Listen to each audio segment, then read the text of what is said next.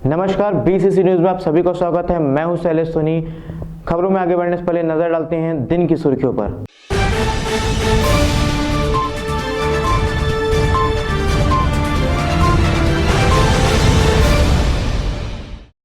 महाशिवरात्रि पर दिखा भक्तों का जन सैलाब। पुरानी पेंशन बहाल की मांग को लेकर मुख्यमंत्री को सौंपा गया ज्ञापन। राजस्व मंत्री जन्मदिन पर जीपीएम जिले में किया गया फल वितरण। गोंगापा शिवप्रेमी की मूर्ति खंडित मामले में समर्थकों में आक्रोश। मरवाही विधायक को मिला राज्य मंत्री का दर्जा। मंत्री अविन चौबे अस्पताल में भर्ती, सीएम पहुंचे अस्पताल। देखिए अब खबरें विस्तार से। छत्तीसगढ़ और मध्य प्रदेश की सीमा पर स्थित नर्मदा उद्गम अमरकंटक में आज महाशिवरात्रि के अवसर पर श्रद्धालुओं की आस्था का सैलाब उमड़ा और यहां हजारों श्रद्धालुओं में नर्मदा उद्गम में डुबकी लगाकर भगवान शिव की आराधना की। महाशिवरात्रि के अवसर पर छत्तीसगढ़, मध्य प्रदेश के अलावा उड़ीसा, पश्चिम बंगाल, इसके अलावा देश के अन्य हिस्सों से हजारों की तादाद में श्रद्धालु पहुंचे। छत्तीसगढ़ की सीमा में स्थित जलेश्वर महादेव और 11 फुट ऊंचे अमरेश्वर महादेव की शिवलिंग पर जलाभिषेक करने के लिए श्रद्धालुओं का तांता लगा रहा। ऐसी मान्यता है कि जलेश्वर महादेव के ऊपर नर्मदा नदी के जल से जलाभिषेक करने पर सारी मनोकामनाएं पूरी होती है। वहीं जलेश्वर महादेव मंदिर परिसर पर महाशिवरात्रि के उपलक्ष्य पर आज भंडारा भी किया गया, जहां पर श्रद्धालुओं द्वारा भंडारे का प्रसाद ग्रहण किया गया।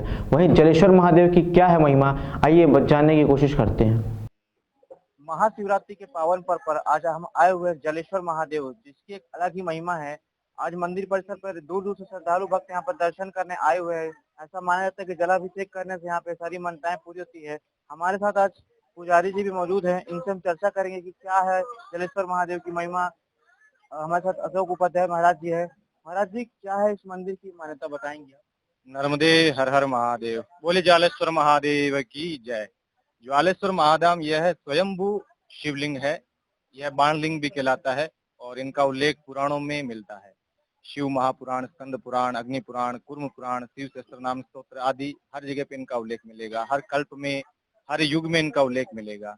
ये जो पूरा क्षेत्र है ये मेकल पर्वत कहलाता है। ये मेकल पर्वत पर 3 नदियों का उद्गम है। अमरकंटक से माता नर्मदा जी, सोनमुड़ा से सोनभद्र नदी और ज्वालेश्वर महादेव इसी शिवलिंग पिंडी के नीचे से जोहिला नदी का उद्गम स्थल है। और यह नदी आगे जाके सोन नदी में मिलती है, उमरिया के पास में केलारी गांव में।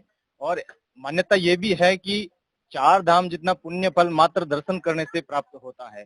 100 बार रामेश्वरम, 1 बार जालेश्वरम, ऐसा पुण्य फलदायी ज्वालेश्वर महादेव तीर्थ है। और महाशिवरात्रि के पर्व पर रात्रि में महारुद्राभिषेक चलता है। पूरे भारतवर्ष के यात्री, नर्मदा माई के जो पैदल परिक्रमावासी हैं और जो बहुत भक्त जो हमेशा बचपन से जो जुड़े हुए हैं, जो लोकल क्षेत्र के जो यात्री हैं, जो हर पर्व पर यहाँ ज्वालेश्वर महादेव में आते हैं, विशेष अपनी श्रद्धा लेकर आते हैं, बाबा पर जल चढ़ाते हैं और मनोकामना पूर्ति के लिए बाबा से कामना प्राप्त करते हैं। और नर्मदा माई का जल यहाँ विशेष रूप से चढ़ाया जाता है और दिन भर यहाँ पे भंडारा प्रसाद चलता है। ये 4 धाम जितना पुण्य फल प्राप्त होता है। हर हर महादेव। तो ये थे हमारे साथ महाराज जी, जिन्होंने बताया कि जलेश्वर महादेव की अपनी एक अलग ही महिमा है। यहाँ पर दूर दूर से कुछ भक्तगण भी आए हुए हैं, हम उनसे भी चर्चा करेंगे, कोशिश करेंगे क्या है यहाँ की महिमा। भैया, आप कहाँ से आए हुए हैं? मुंबई से। मुंबई से आए हैं। दर्शन करने आए हैं। हाँ जी, नर्मदा मैया जी के और जलेश्वर धाम जी के दर्शन करने आए। हाँ जी, मैं मेरे भाई।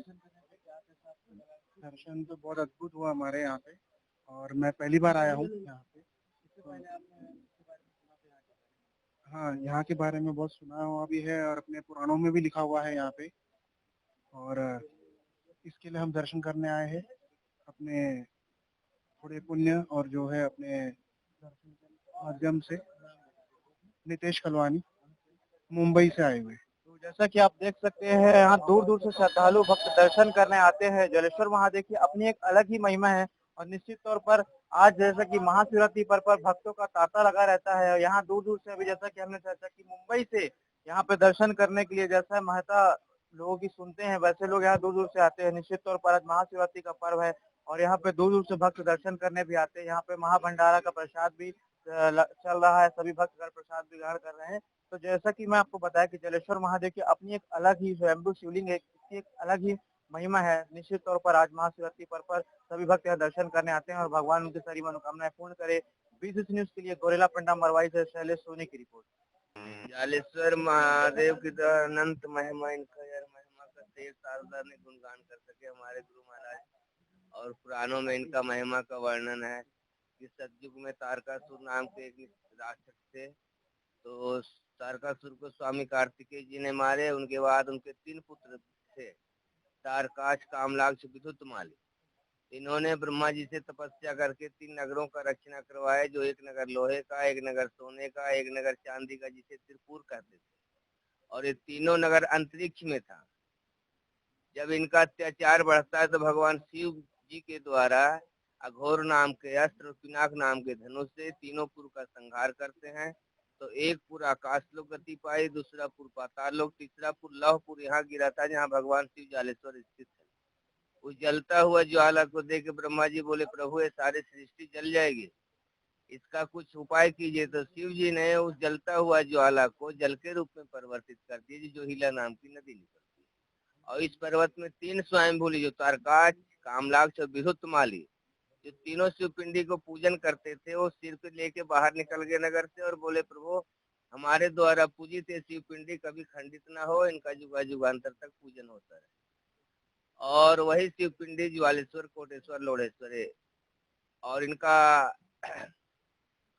वर्णन ऐसा है पुराणों में, स्कंद पुराण में, कुर्म पुराण में, अग्नि पुराण में, शिव महापुराण में, वाल्मीकि रामायण में, नर्मदा पुराण में, मार्कंडे पुराण में, शिव सहस्त्रनाम में। और जो भी दर्शनार्थी है, श्रद्धालु जो चारों तीर्थों, चारों धाम नहीं जा सकते, वो नर्मदा माई का जल ला के भगवान शिव जालेश्वर में अर्पण करे, तो उनको चारों धाम के पुण्य की प्राप्ति हो। ऐसा पुराणों में इनका वर्णन। और जैसे श्राद्ध के टाइम कोई भी जैसे आत्माएं है ना, पितृ लोग के आत्मा शांति नहीं होता है उनका, गया जी में, त्रिवेणी में, प्रयागराज में, उनका पितृपक्ष के टाइम जोहिला जी में पितृ तर्पण करने से उनका पूर्वजों का और पितरों का यहाँ पे शांति है। ऐसा पुराणों में वर्णन। और हर पुराण में रेवाखंड में इनका वर्णन देखेंगे महादेव। जब बोलो जालेश्वर महादेव। छत्तीसगढ़ विधानसभा अध्यक्ष डॉक्टर चरणदास महंत के पेंडा प्रवास के दौरान एनपीएस कर्मचारियों के प्रतिनिधि मंडल ने ज्ञापन सौंपकर राज्य के अधिकारियों कर्मचारियों की पुरानी पेंशन योजना बहाल करने की मांग की।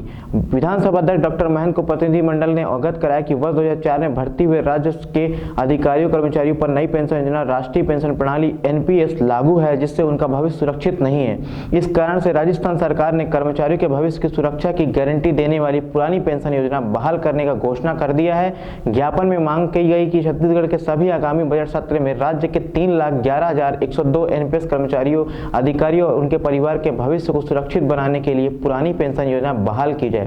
पुरानी पेंशन योजना की बहाली से राज्य सरकार के सभी एनपीएस कर्मचारी, अधिकारी सरकार के आभारी रहेंगे एवं एनएसडीएल खाते में जमा किए गए अरबों रुपए राज्य सरकार के खजाने में आ जाएंगे, जिससे राज्य सरकार विकास कार्य और अधिक तीव्र गति से हो पाएंगे। इस दौरान शिक्षक नेता सत्यनारायण जायसवाल, जिला छत्तीसगढ़ अंशदायी पेंशन कर्मचारी कल्याण संघ के जिला अध्यक्ष पीयूष गुप्ता, फेडरेशन के गौरेला ब्लॉक अध्यक्ष दिनेश राठौर, वन कर्मचारी संघ जिला अध्यक्ष बघेल विष्णु जायसवाल, पटवारी संघ पदाधिकारी सहित जिले के एनपीएस कर्मचारी उपस्थित रहे।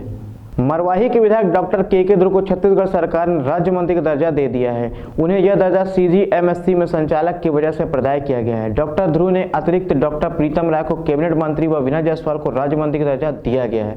ज्ञात हो कि मरवाही विधायक डॉक्टर के ध्रुव मुख्यमंत्री भूपेश बघेल के सबसे खास व करीबी विधायकों में से जाने जाते हैं। वे विधानसभा अध्यक्ष डॉक्टर चरणदास महंत जी के भी खास है, शायद इसी का पारितोषिक उनका मिला है। डॉक्टर के ध्रुव विगत 15 दिनों से उत्तर प्रदेश के विधानसभा चुनाव में सोनभद्र जिले में रावटगंज में डटे हुए हैं। आदिवासी नेता और गोंडवाना गणतंत्र पार्टी के सुप्रीमो रहे दादा हीरा सिंह मरकाम की मूर्ति खंडित किए जाने से समर्थकों में खासा क्रोध देखा जा रहा है। देश प्रदेश से हजारों समर्थक गुरसिया बाजार में दादा मरकाम की खंडित प्रतिमा के पास उग्र प्रदर्शन करने के बाद गाड़ियों और दुकानों को आग लगा दिया गया। गोंडवाना गणतंत्र पार्टी के सुप्रीमो दादा हीरा सिंह मरकाम की प्रतिमा खंडित किए जाने के बाद पुलिस ने एफआईआर दर्ज कर 2 आरोपियों को गिरफ्तार किया, लेकिन गोंगापा ने पुलिस प्रशासन पर आरोप लगाया कि घटना के मुख्य आरोपी अभी भी पुलिस की गिरफ्त से दूर है। इससे हीरा सिंह मरकाम के समर्थकों सहित आदिवासी समाज में लोगों में काफी आक्रोश देखा जा रहा है। जानकारी के अनुसार गोंडवाना गणतंत्र पार्टी कार्यकर्ताओं ने व्यापारी राजेश जायसवाल और कांग्रेस नेता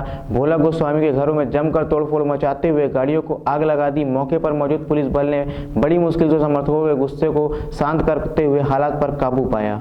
आज राजस्व एवं प्रभारी मंत्री जयसिंह अग्रवाल का जन्मदिन मरवाही कांग्रेस के द्वारा सामुदायिक स्वास्थ्य केंद्र मरवाही पर फल वितरण कर मनाया गया एवं राजस्व मंत्री की लंबी आयु की कामना की गई, जिससे कांग्रेस के समस्त पदाधिकारी मौजूद रहे।